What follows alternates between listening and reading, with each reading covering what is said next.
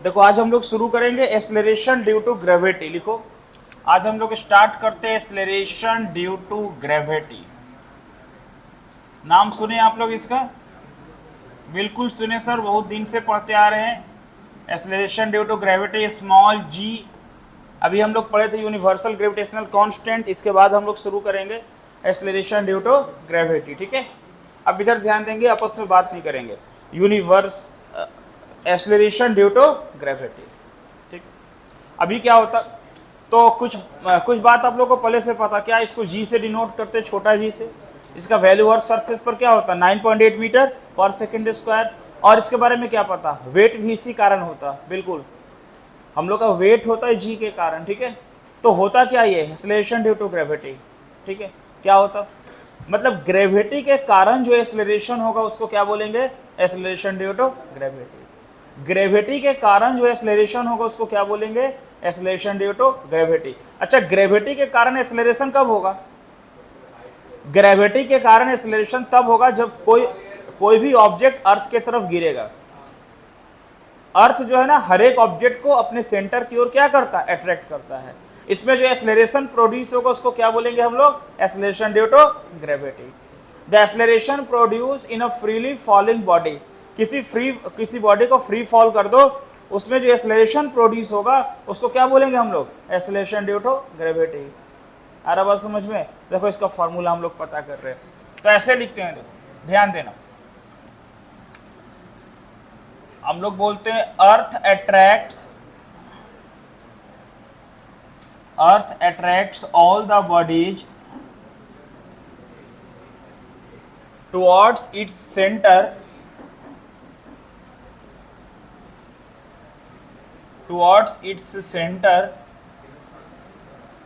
It's called gravity. Earth जो है हर एक ऑब्जेक्ट को अपने सेंटर की ओर अट्रैक्ट करेगा, उसको क्या बोलेंगे, ग्रेविटी। ठीक है, बोलते हैं ना, an acceleration produce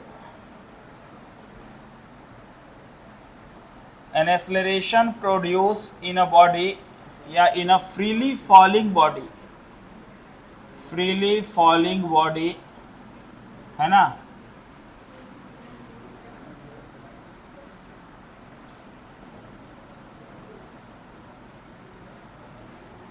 towards the center of earth, it's called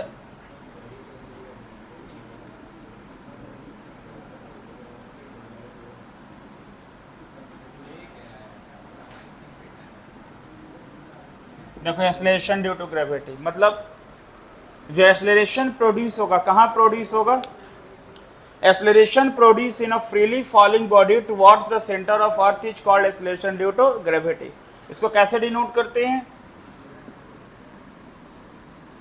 it is denoted by, इसको कैसे डिनोट करेंगे, इसके स्मॉल जी से डिनोट करते हैं। कैसे करते हैं, स्मॉल जी से। ध्यान देना, अभी मान लो ये आपका अर्थ है, आप इसका फॉर्मूला देख लो। हम लोग अब तक मतलब 9 क्लास में या 11th में भी जो चैप्टर था मोशन इन स्ट्रेट लाइन था ना, सेकंड चैप्टर, वहां तक हम लोग क्या बात करते आ रहे थे कि जी का वैल्यू 9.8 लेना है।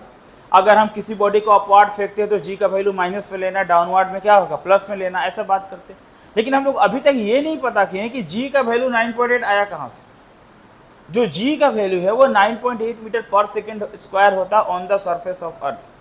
तो जी का वैल्यू अर्थ के सरफेस पर 9.8 कैसे होता वो आज पता करते हैं। अभी आज पता चलेगा, देखिए कैसे।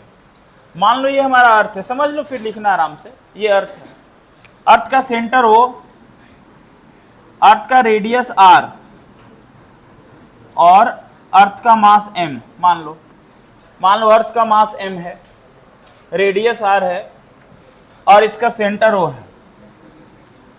अरे बात समझ में?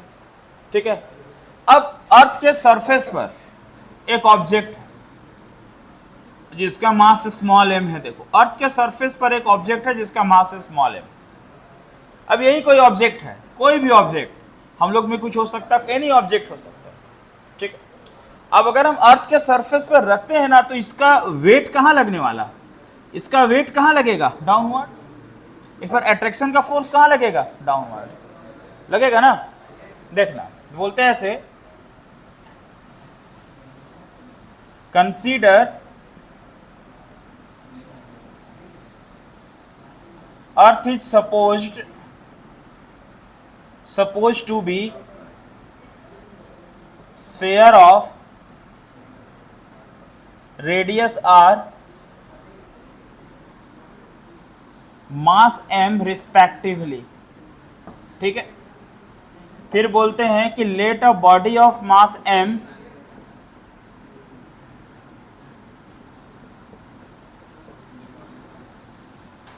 situated at the surface of Earth. अब बताओ, अगर हम बात करें according to Newton's laws of gravitation, according to Newton's laws of gravitation, तो बताइए न्यूटन्स लॉज ऑफ ग्रेविटेशन क्या पढ़े हम लोग न्यूटन्स लॉज ऑफ ग्रेविटेशन ये पढ़े कि sir F is equal to G m1 into m2 by R square, पढ़े ना। अब किसके बीच में अट्रैक्शन हो रहा, अर्थ में और उस बॉडी में। तो अर्थ का मास क्या है m, और उस ऑब्जेक्ट का मास क्या है स्मॉल m। तो बताओ यहां न्यूटन्स लॉज ऑफ ग्रेविटेशन क्या लगने वाला है, ये न्यूटन्स लॉज ऑफ ग्रेविटेशन क्या लगने वाला है। F इज इक्वल टू क्या होगा, G capital M into a small m by R square. मतलब ये लॉज क्या है, दो मास और दोनों के बीच का डिस्टेंस।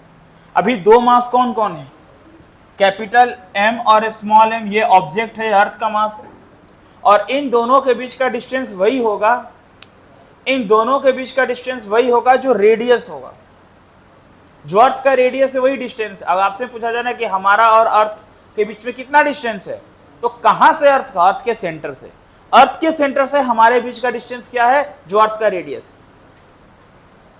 यानी हम लोग का और अर्थ के सेंटर के बीच का डिस्टेंस जो है वो अर्थ का क्या है, रेडियस। तो हमारे और अर्थ के बीच में जो अट्रैक्शन का फोर्स होगा वो न्यूटन्स लॉज ऑफ ग्रेविटेशन से कैसे फाइंड करेंगे, वो फाइंड करेंगे बराबर जी m1 m2 by R square, यानी m1 m है, m2 स्मॉल m है और बाई आर स्क्वायर।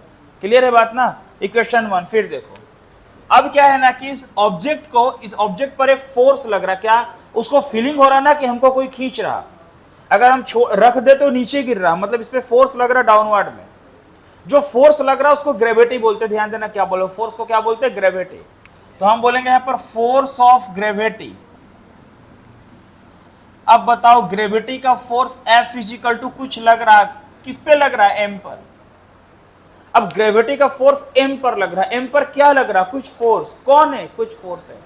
अब उसको कैसे डिनोट करें, अब मान लो अगर हम लोग इसको x से डिनोट कर लेते हैं, बोलते हैं मास को ना x खींच रहा, तो यहां लिखते हैं mx।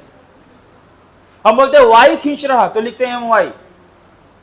अब बोले ग्रेविटी खींच रहा, तो ग्रेविटी का पहला लेटर g है। बोलते ऐसा करते हैं ना, एक्स वाई तो बहुत बार मैथ में दिए, हर जगह ऐसा करते हैं, यहाँ कांस्टेंट के यहाँ पर हम लोग बोल देते स्मॉल g। बोलते यही फोर्स खींच रहा, यानी मास को कौन खींच रहा, g खींच रहा, mg। तो दे दिया रेंडमली नेम वहां पे g, हो गया mg। बोला कुछ तो है जो अट्रैक्ट कर रहा, कौन अट्रैक्ट कर रहा, मास को अट्रैक्ट कर रहा है g, तो बोला mg, ग्रेविटी का फर्स्ट लेटर g, ये हो गया mg। बोले फ्रॉम इक्वेशन 1 एंड 2 क्या हुआ, 1 एंड 2 से बोलना। अगर हम बात करें फ्रॉम इक्वेशन 1 एंड 2 क्या होगा, mg इज इक्वल टू क्या हुआ, g m by R square. ध्यान देना बाबू क्या हुआ, अब क्या बोल रहे हैं, फ्रॉम इक्वेशन 1 एंड 2, 1 एंड 2 से अगर हम दोनों को बराबर करें, 1 में कौन है बताइए, g m into M by R square, 2 में कौन है, F इजिकल टू mg। दोनों को बराबर किए, दोनों में m और m हो गया कैंसल,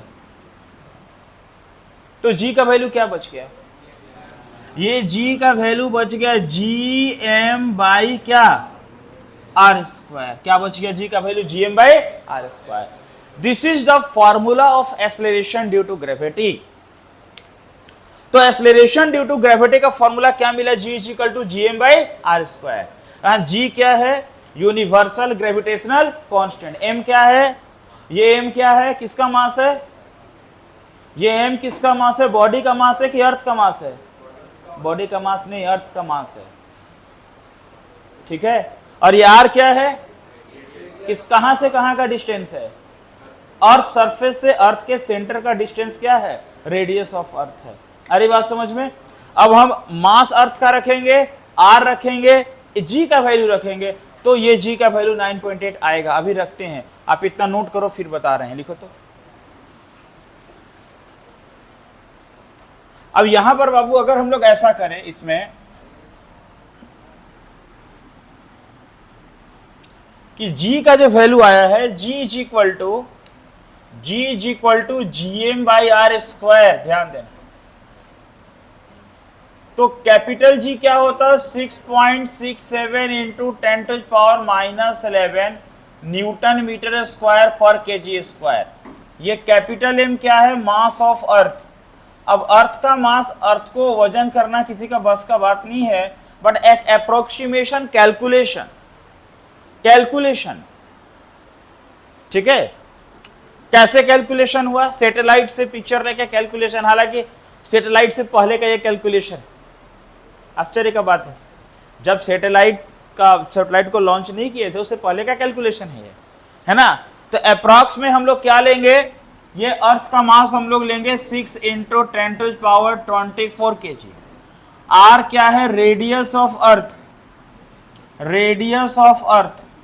और अर्थ का रेडियस कितना लेना है, 6400 किलोमीटर, या मीटर में बदलेंगे तो 6.4 इंटू 10⁻6 मीटर। क्यों ऐसा क्यों, देखो। तो हम लोग बात करेंगे कि अर्थ का जो रेडियस है ये किलोमीटर है, और मीटर में बदलने के लिए 1000 से मल्टीप्लाई किए, तो इसमें 3 जीरो और बढ़ गया, 3 जीरो बढ़ा, 2 5 और 1 लाए तो इतना 6 हो गया। अगर ये सारा वैल्यू हम रख देते यहाँ पर, देखो g is equal to gm/r square में हम g का रख देते 6.67 10⁻⁻11 इंटू कैपिटल M का वैल्यू रख दे 6 into 10⁻24 by r square, r का वैल्यू क्या रख दे 6.4 इंटू 10⁻6 का स्क्वायर। पूरा सॉल्व करके अप्रोक्स में आएगा 9.81 आता, और भी डिजिट आता उसको छोड़ देते हैं, और 9.8 मीटर पर सेकेंड स्क्वायर, ये हम लोग g का वैल्यू देते हैं। तो आज पता चला कि जो स्मॉल g है उसका वैल्यू 9.8 मीटर पर सेकेंड स्क्वायर जो आएगा वो इस फॉर्मूले से आएगा, g is equal to gm/r square.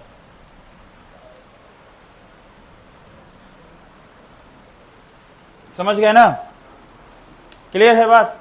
देखिए, तो यहां g is equal to gm/r square, ये ठीक है। तो g का वैल्यू ऐसे निकला,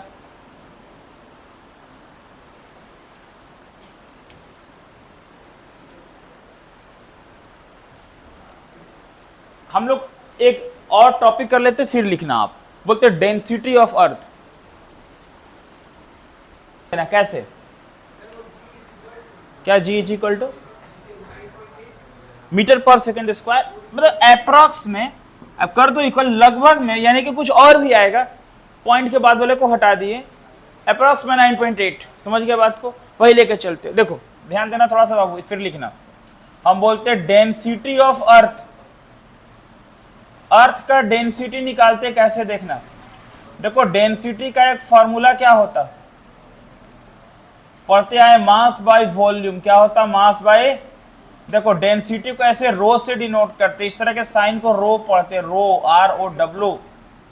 रो is equal to m/v, m is the mass of Earth, v is the volume of Earth. अब ध्यान देना, m इज इक्वल टू क्या हो जाएगा, m इज इक्वल टू होगा rho into v, m is equal to rho into v, density into volume. अब rho into volume, अर्थ को कैसा कंसीडर कर दिए, earth is a perfect solid sphere, earth is a perfect solid sphere. Sphere का volume क्या होता, क्या 4/3 पाई r³ r³ मतलब रेडियस लेना, अर्थ वाला लेना है ना। अब देखिए, तो बताइए m is equal to rho into 4/3 pi R cube, ये हो गया।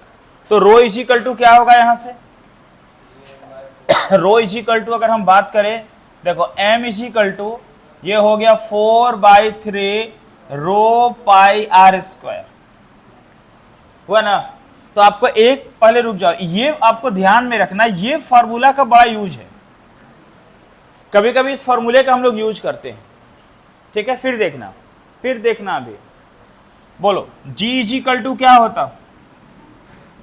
अरे g is equal to formula क्या पढ़े, GM/r स्क्वायर। देखते चलो, सब सामने बात धीरे धीरे आते जाएगा, ठीक है। g is equal to GM/r square, कोई प्रॉब्लम नहीं ना है, नहीं है, जहां हो बताना है।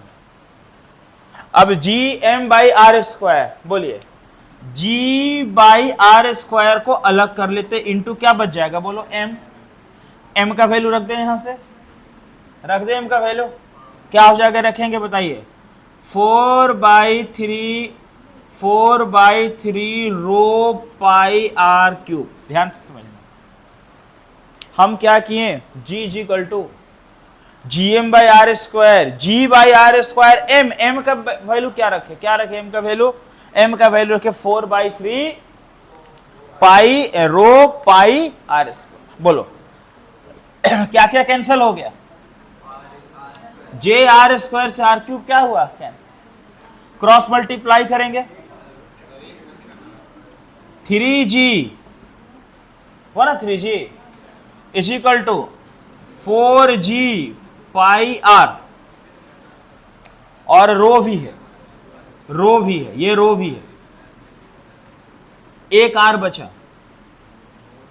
तो बताओ रो का फॉर्मूला क्या मिला नया, अरे नहीं समझे, आर स्क्वायर से आर क्यूब हुआ कैंसिल, ये 3 को इधर भेज दिए, 3G, ये G 4G पाई रो पहले भी लिख सकते हो, ऐसा भूल गए, इधर ध्यान नहीं दिया तो यहां लिखें, ये आर एक बचा, एक रो बचा, रो इज इक्वल टू क्या हो गया, बोलना तो, हाँ रो इज इक्वल टू हो गया क्या, 3G/4G pi.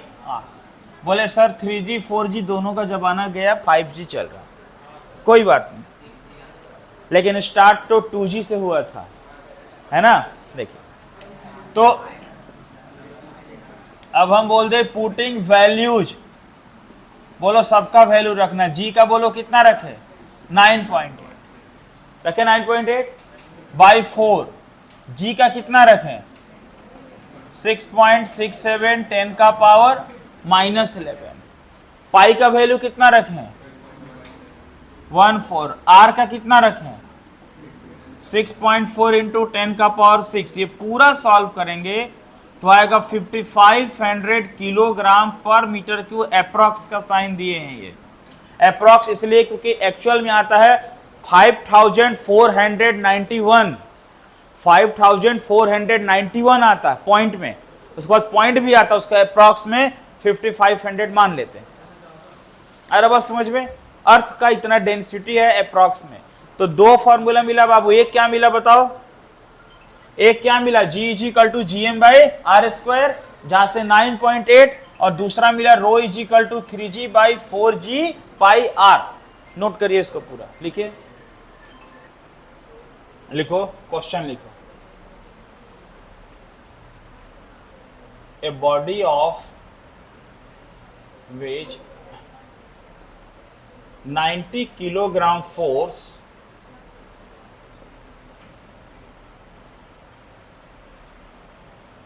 on the surface of earth,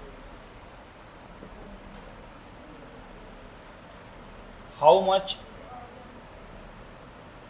will it weight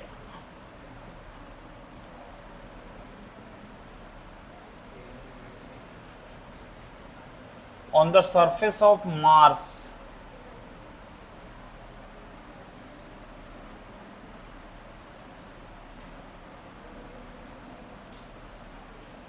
whose mass is 1/9 and radius is 1/2, that of Earth. एक बॉडी का वेट 90 किलोग्राम फोर्स है कहां पे? अर्थ के सरफेस पर। How much will it weigh on the surface of Mars? Mars के surface पर इसका वेट क्या होगा? जिसका मास 1/9 है और रेडियस 1/2 है, डेट ऑफ अर्थ सरफेस का। अर्थ के रिस्पेक्ट में उसका रेडियस 1/2 है और मास 1/9 है। ट्राई करिए, फिर हम बताते हैं। अब ऐसा है बाबू कि जी का जो वेट हमारा वो जी के कारण है, मतलब mg हमारा कितना दिया हुआ बताओ?